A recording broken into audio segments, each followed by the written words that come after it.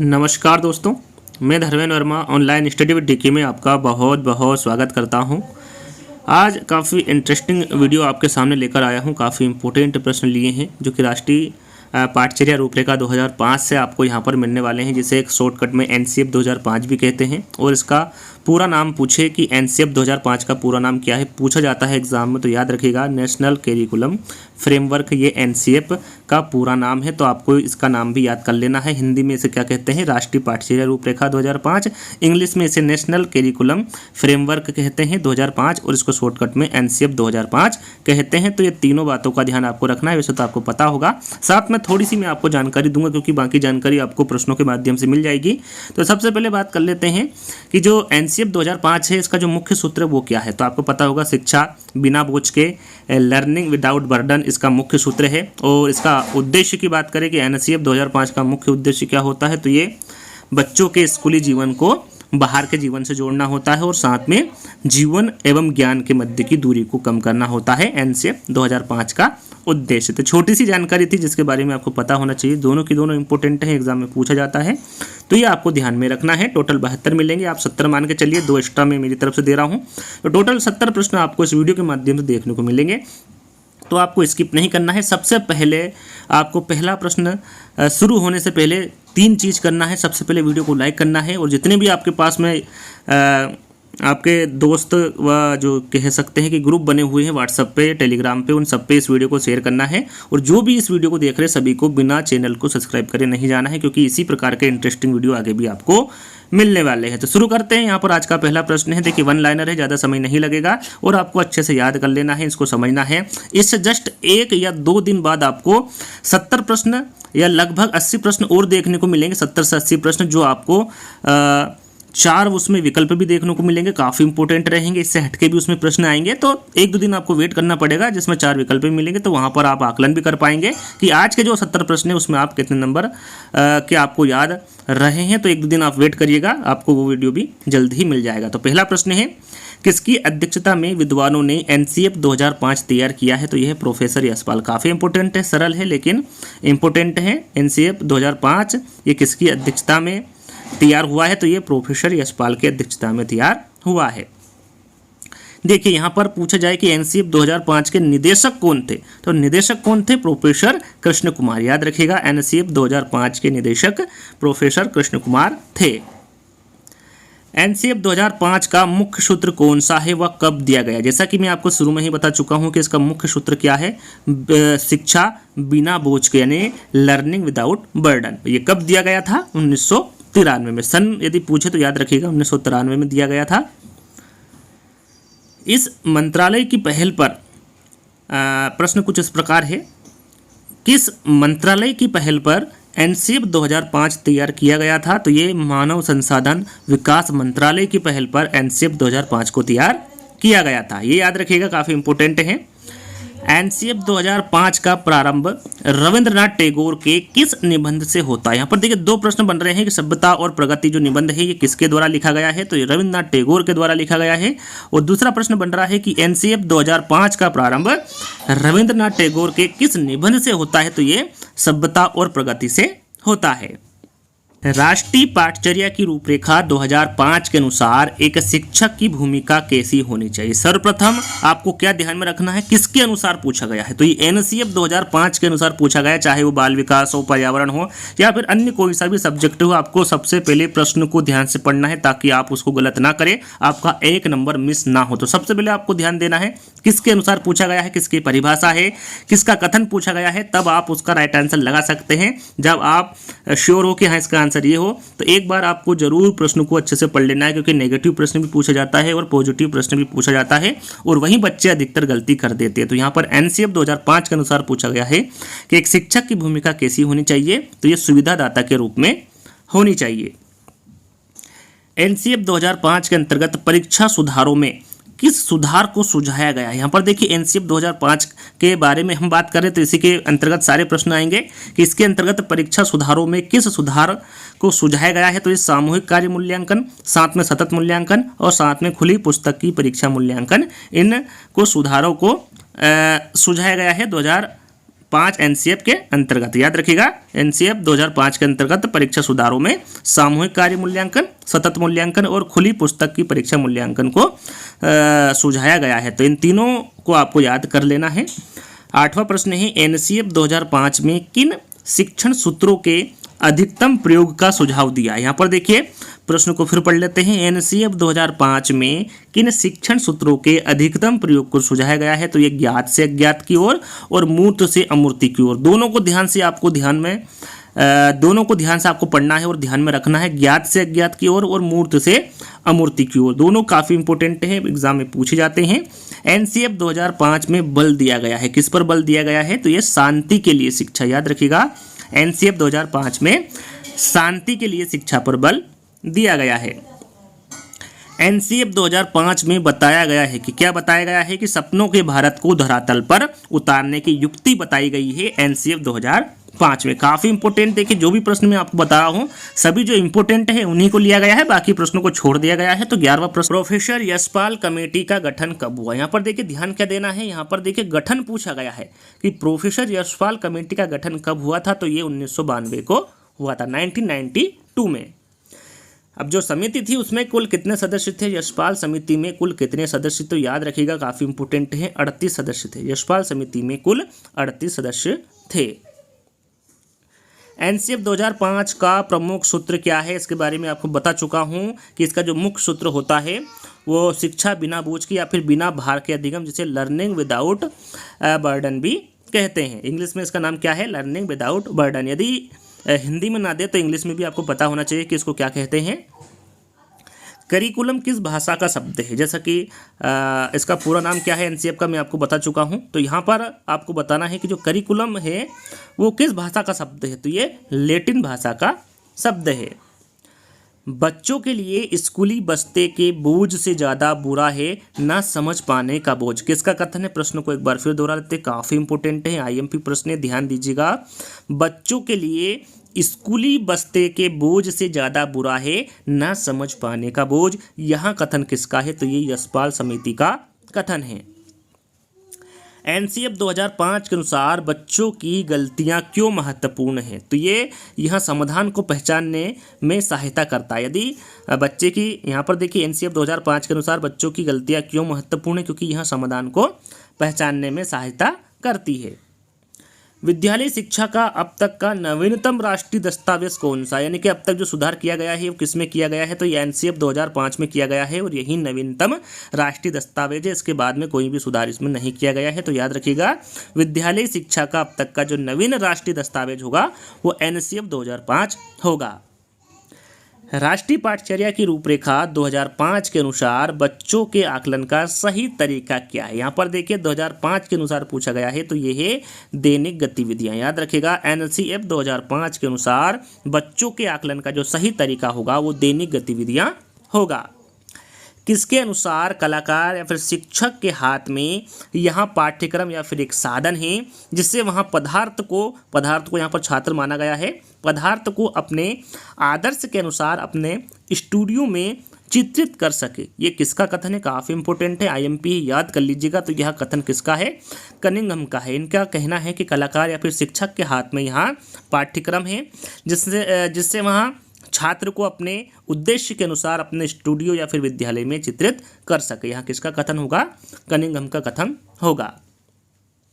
NCF 2005 की कार्यशाला कहाँ पर आयोजित की गई। यहाँ पर देखिए जो कार्यशाला है एनसीएफ 2005 की, ये कहाँ पर आयोजित की गई। तो ये एनसीईआरटी नई दिल्ली में आयोजित की गई एनसीएफ 2005 की कार्यशाला।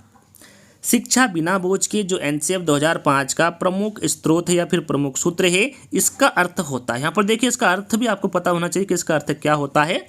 तो इसका अर्थ होता है पाठचर्या के बोझ को कम करना, जैसा कि मैंने इसके मुख्य उद्देश्य के अंतर्गत आपको बताया था।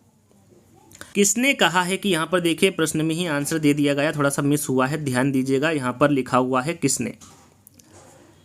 किसने कहा है कि पाठचर्या में वे समस्त अनुभव निहित होते हैं जिनको विद्यालय द्वारा शिक्षा के उद्देश्यों की प्राप्ति के लिए उपयोग में लाया जाता है। तो ये मुनरो द्वारा कहा गया है, काफ़ी इंपॉर्टेंट है, ध्यान दीजिएगा। तो अगले प्रश्न की ओर बढ़ते हैं। अगला प्रश्न है कि एनसीएफ 2005 में गुणवत्ता आयाम शीर्षक के अंतर्गत महत्व दिया गया है। किसका महत्व दिया गया है? तो ये बालक के लिए संरचित अनुभव एवं पाठ्यक्रम सुधार को महत्व दिया गया है एनसीएफ 2005 में गुणवत्ता आयाम शीर्षक के अंतर्गत। अगला प्रश्न है, एनसीएफ 2005 में सामाजिक अध्ययन में कौन से मुद्दों को शामिल करने की अनुशंसा की गई है? काफ़ी इंपॉर्टेंट है, आईएमपी प्रश्न है, ध्यान दीजिएगा। एनसीएफ 2005 में सामाजिक अध्ययन में कौन से मुद्दों को शामिल करने की अनुशंसा की गई है? तो ये सभी स्तर के विद्यार्थियों के लैंगिक एवं स्वास्थ्य संबंधी मुद्दे को शामिल करने की अनुशंसा की गई है एनसीएफ 2005 में सामाजिक अध्ययन में। एनसीएफ 2005 सिफारिश करता है कि प्राथमिक स्तर पर गणित की शिक्षा का केंद्र होना चाहिए। यहाँ पर देखिए एनसीएफ 2005 किसकी सिफारिश करता है कि प्राथमिक स्तर पर गणित की शिक्षा का केंद्र होना चाहिए? तो ये होना चाहिए कक्षा में पढ़ाए गए टॉपिक्स को विद्यार्थी के दैनिक जीवन से जोड़ना। काफ़ी इंपॉर्टेंट है, सभी के सभी आपको याद करना है। और जो 26वां प्रश्न है ये मोस्ट इंपॉर्टेंट है, आपको ध्यान देना है। प्रथम द्वितीय तृतीय कौन सी है? तो प्रथम भाषा, द्वितीय भाषा और तृतीय भाषा। प्रथम भाषा में कौन सी भाषा आएगी? प्रथम हिंदी, जिसमें हम राष्ट्रभाषा ले सकते हैं, राजभाषा ले सकते हैं। अंग्रेजी में अंतर्राष्ट्रीय भाषा हो सकती है। और स्थानीय भाषा में जहाँ पर आप रहते हैं वहाँ पर कोई सी भी भाषा बोली जा सकती है, जैसे कि पंजाबी, संस्कृत, तमिल। जरूरी नहीं यहाँ पर तीनों भाषा जो लिखी है यही हो। आप जहाँ पर रहते हैं, चाहे वो जैसा कि मैं जहाँ पर रहता हूँ मालवी भाषा बोली जाती है, तो ये स्थानीय भाषा होगी। जहाँ आप रहते हैं वहाँ की भाषा क्या कहेंगे आप? उसे स्थानीय भाषा कहेंगे। तो यहाँ पर तृतीय भाषा, प्रथम भाषा होगी यहाँ पर हिंदी, द्वितीय भाषा होगी अंग्रेजी और तृतीय भाषा होगी स्थानीय भाषा। तो इन तीनों भाषाओं के बारे में आपको पता होना चाहिए। प्रथम कौन सी, द्वितीय कौन सी और तृतीय भाषा कौन सी है?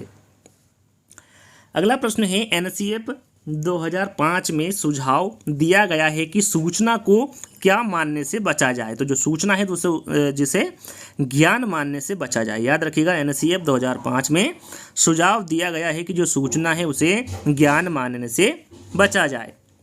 पाठ्यक्रम निर्माण की आवश्यकता क्यों है? यहाँ पर जो पाठ्यक्रम निर्माण की आवश्यकता है वो क्यों है, इसके बारे में पूछा गया है। तो शिक्षा के उद्देश्यों की प्राप्ति हेतु आवश्यक है पाठ्यक्रम निर्माण की। तो याद रखिएगा, एनसीएफ 2005 का भाषा फार्मूला क्या है? जैसे कि मैंने 3 भाषा आपको बताई थी, प्रथम, द्वितीय, तृतीय। प्रथम में मैंने आपको हिंदी बताई थी, द्वितीय में अंग्रेजी बताई थी और तृतीय भाषा में मैंने आपको स्थानीय भाषा बताई। तो 3 भाषा हो गई, तो इसे आप त्रिभाषी फार्मूला कह सकते हैं कि एनसीएफ 2005 का जो भाषा फार्मूला था वो त्रिभाषाई फार्मूला था। अगला प्रश्न है कि यशपाल समिति ने मानव संसाधन विकास मंत्रालय को अपनी रिपोर्ट कब सौंपी थी? जैसा कि मैंने मानव संसाधन विकास मंत्रालय के बारे में आपको बता चुका हूं, लेकिन जो रिपोर्ट सौंपी गई थी वो कब सौंपी गई थी यशपाल समिति ने? तो ये सौंपी गई थी 15 जुलाई 1993 में। यहाँ पर देखिए सन और आपको डेट दोनों याद कर लेनी है, 15 जुलाई 1993।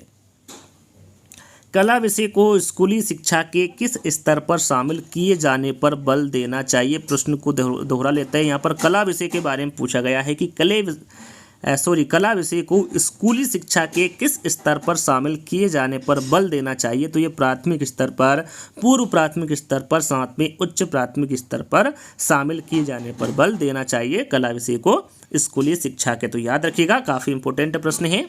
नाटक विधि में रुचि लेते हैं, जो नाटक विधि है इसमें कौन से छात्र रुचि लेते हैं? तो जो प्राथमिक स्तर के बच्चे होते हैं या फिर छात्र होते हैं वो नाटक विधि में रुचि लेते हैं। यदि आप कक्षा में रामायण प्रकरण पढ़ाना चाहते हैं तो कौन सी विधि को श्रेष्ठ मानेंगे? तो ये है कहानी विधि। आप एक कहानी के रूप में बच्चों को रामायण पढ़ा सकते हैं, उनको उसके बारे में बता सकते हैं। तो कहानी विधि आपका यहाँ पर राइट आंसर होगा, यह श्रेष्ठ विधि होगी।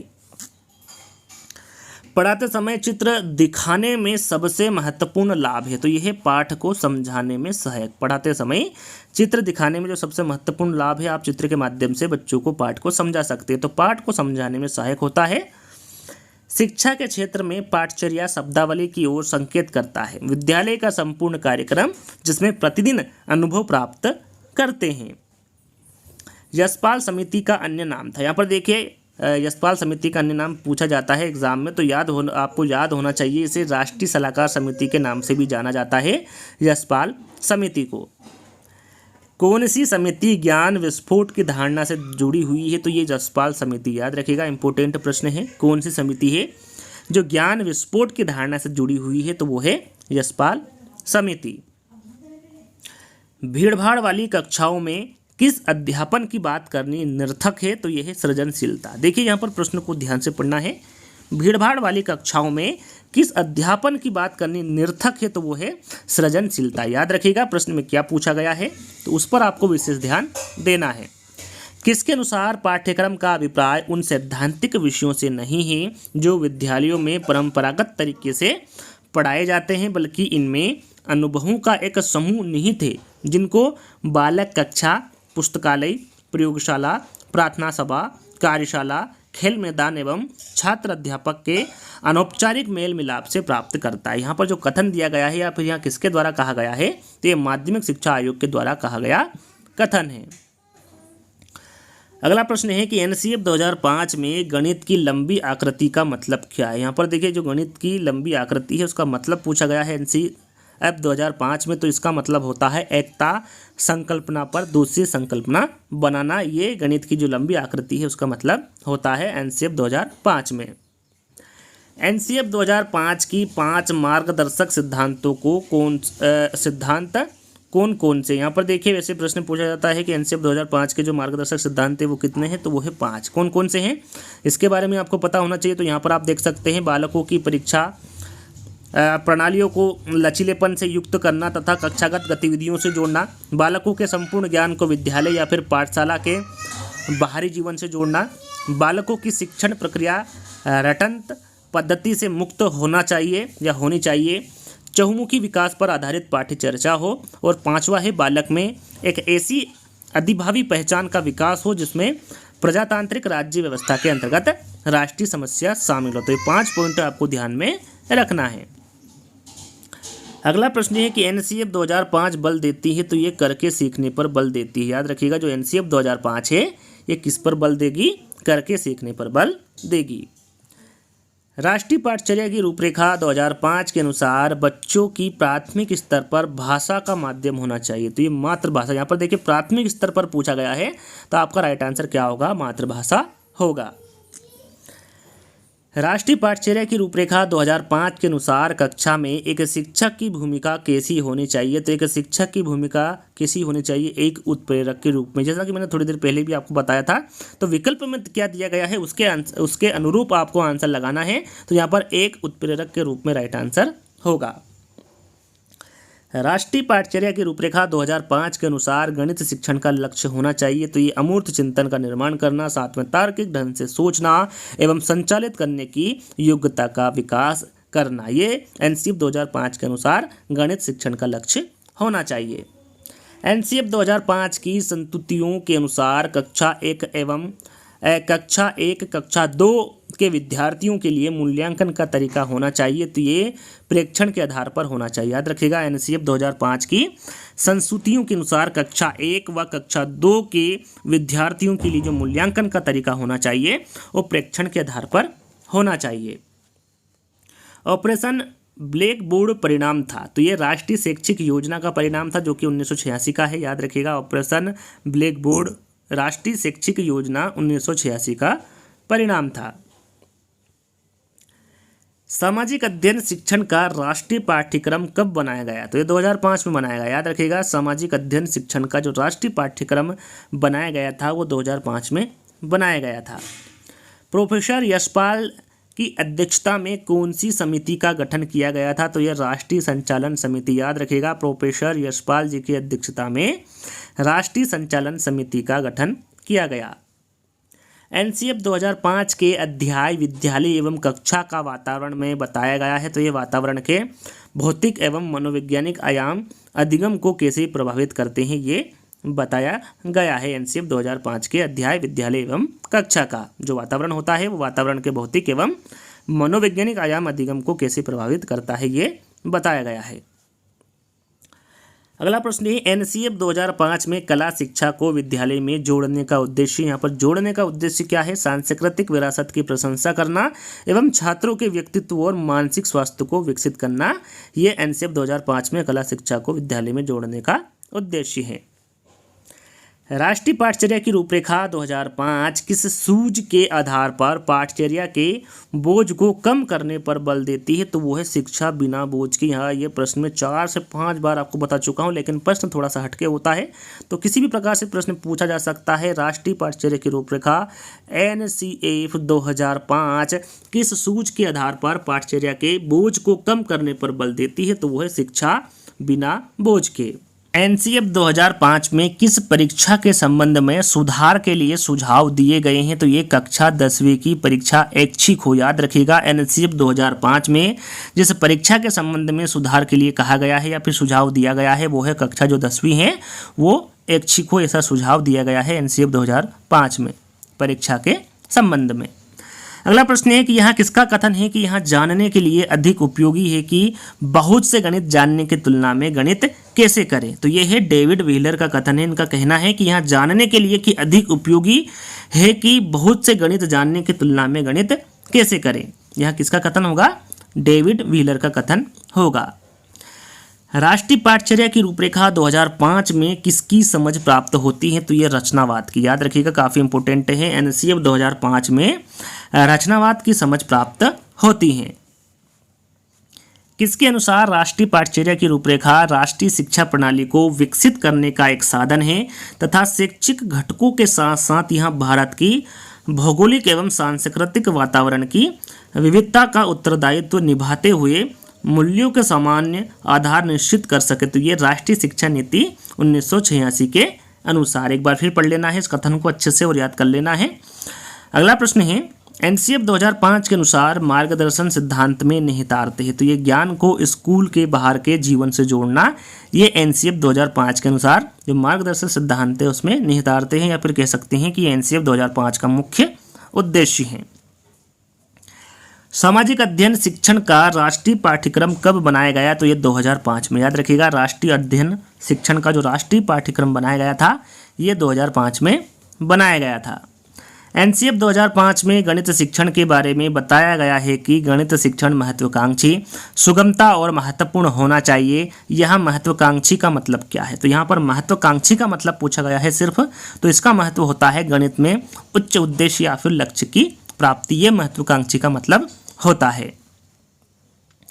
किस समिति को 21 फोकस समिति भी कहते हैं? यहाँ पर देखिए प्रश्न काफ़ी इंपॉर्टेंट है। किस समिति को 21 फोकस समिति भी कहते हैं? तो ये NCF 2005 को जो समिति है इसको ही 21 फोकस समिति कहते हैं। NCF 2005 की अवधारणा का संबंध मनोविज्ञान के कौन से संप्रदाय से है? तो ये संरचनावाद, याद रखिएगा, काफ़ी इंपॉर्टेंट है। NCF 2005 की अवधारणा का जो संबंध मनोविज्ञान के कौन से संप्रदाय से होगा? तो ये संरचनावाद के संप्रदाय से होगा। भारत में अब तक NCF का संचालन कितनी बार किया जा चुका है? तो ये 4 बार किया जा चुका है। कितनी बार? पहली बार 1975 में, दूसरी बार 1988 में, तीसरी बार 2000 में और चौथी बार जो कि अब नवीनतम पाठ्यक्रम है वो है 2005। तो ये 4 बार किया गया था। कब किया गया था? तो ये आपके सामने है। प्रश्न कुछ इस प्रकार भी पूछा जा सकता है कि NCF का जो संचालन किया गया था वो कब नहीं किया गया था, और वहाँ पर 1975, 2000, 2005 और 1990 दे दिया जाएगा। तो यदि आपको पता होगा ये चारों विकल्प या फिर कह सकते हैं कि चारों आपको सन याद होंगे तो आप लगा सकते हैं कि भाई 1990 में संचालन नहीं किया गया था NCF 2005 का। तो सन भी आपको याद होना चाहिए, 1975, 1988, 2000 और 2005। राष्ट्रीय पाठचर्या 2005 प्रारंभ करने के लिए कितने फोकस समूह बनाए गए थे? जैसा कि मैं अभी आपको बता चुका हूँ, ये 21 फोकस समूह बनाए गए थे NCF 2005 प्रारंभ करने के लिए। NCF 2005 का निर्माण कितनी भाषाओं में किया गया है? तो ये जो 22 भाषा है उसमें किया गया है, याद रखिएगा, काफ़ी इंपॉर्टेंट है। NCF 2005 का निर्माण 22 भाषाओं में किया गया है। NCF 2005 के अनुसार शिक्षण रिक्तस्थान और रिक्तस्थान है। तो यहाँ पर देखिए आंसर होगा आपका NCF 2005 के अनुसार शिक्षण सक्रिय और सामाजिक है। याद रखिएगा किस प्रकार का है? शिक्षण सक्रिय और सामाजिक है NCF 2005 के अनुसार। NCF 2005 की भाषा संबंधी समस्या का समाधान किसने किया है? तो नामवर सिंह ने किया है। यहाँ पर देखिए ध्यान दीजिएगा, प्रश्न में यदि पूछा जाए कि NCF 2005 की भाषा संबंधी समस्या का समाधान किसके द्वारा किया गया है? तो ये नामवर सिंह के द्वारा किया गया है। एनसीएफ 2005 को अभी तक कितने राज्यों में लागू किया गया? यहाँ पर देखिए काफ़ी मोस्ट इंपोर्टेंट है, आईएमपी प्रश्न है। एनसीएफ 2005 को अभी तक कितने राज्यों में लागू किया गया है? तो ये 17 राज्यों में, याद रखिएगा। एनसीएफ 2005 को अभी तक 17 राज्यों में लागू किया गया है। एनसीएफ 2005 में राजस्थान का प्रतिनिधित्व किसने किया था? यहाँ पर देखिए प्रश्न संख्या थोड़ा सा मिस हुआ, 78 नहीं है, ये 68 है, याद रखिएगा।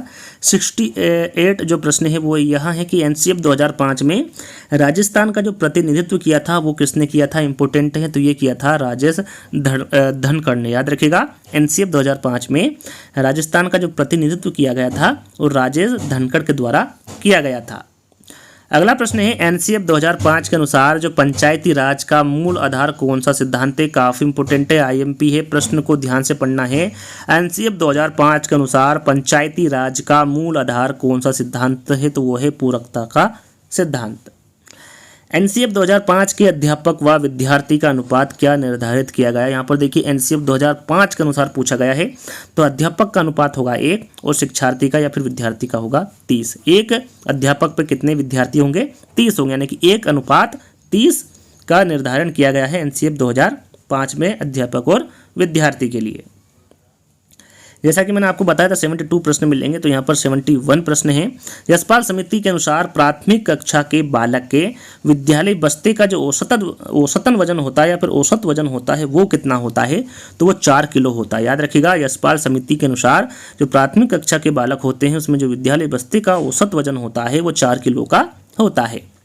अंतिम प्रश्न, राष्ट्रीय पाठचर्या की रूपरेखा 2005 किसके लिए बनाई गई है? तो ये कक्षा 1 से कक्षा 12वीं तक के विद्यार्थियों के लिए बनाई गई है, एनसीएफ 2005। याद रखिएगा, राष्ट्रीय पाठचर्या की रूपरेखा 2005 ये कक्षा 1 से कक्षा 12वीं तक के लिए बनाई गई है। तो जहाँ तक मुझे लगता है आपको सभी के सभी प्रश्न अच्छे से याद हो गए होंगे और ये आपको काफ़ी अच्छे प्रश्न लगे होंगे, तो आपने वीडियो को लाइक भी कर दिया होगा, सारे ग्रुप में शेयर भी कर दिया होगा और सभी ने चैनल को सब्सक्राइब भी कर लिया होगा। आई होप ऐसा आपने किया होगा, या नहीं किया तो अभी भी आप कर सकते हैं, अभी भी आप वीडियो में बने हुए हैं तो आप इतना तो कर ही सकते हैं। तो आज के जो वीडियो है आपको कैसा लगा? इसके जो 4 विकल्प या फिर ऑब्जेक्टिव जो विकल्प प्रश्न है वो आपको 1-2 दिन में मिल जाएंगे। टोटल वहाँ पर भी हम 70 से 80 प्रश्न रखने की कोशिश करेंगे, तो वहाँ पर भी आप उस वीडियो को भी आप देख सकते हैं, क्योंकि वहाँ पर आप इन 72 प्रश्नों के साथ साथ वहाँ पर आकलन कर सकते हैं कि जो आपने आज का जो वीडियो देखा है वो कितना आपको याद रहा। तो उस वीडियो के माध्यम से आप पता कर सकते हैं। तो जल्द ही 1-2 दिन में वो भी वीडियो आपके सामने आ जाएगा। तो आज का वीडियो आपको कैसा लगा आपको कमेंट्स के माध्यम से बताना है। तो जल्द ही एक नई वीडियो के साथ मिलेंगे, जब तक के लिए धन्यवाद।